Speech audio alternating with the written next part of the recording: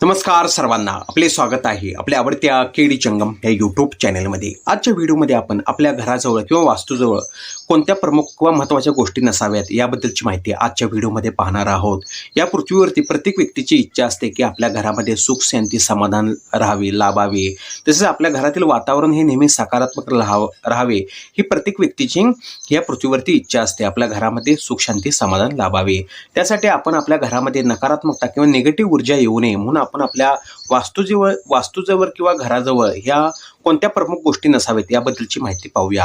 आपण आपल्या घराजवळ किंवा वास्तूजवळ कधीही मशानभूमी, दफनभूमी या गोष्टी नसाव्यात। तसेच आपल्या वास्तूजवळ किंवा घराजवळ मोठमोठे वृक्ष किंवा जी झाडे आहेत किंवा हाय टेन्शन टावर्स किंवा मोठा जो महामार्ग आहे इत्यादी ज्या प्रमुख गोष्टी आहेत त्या आपल्या घराजवळ किंवा वास्तूजवळ कधीही नसाव्यात।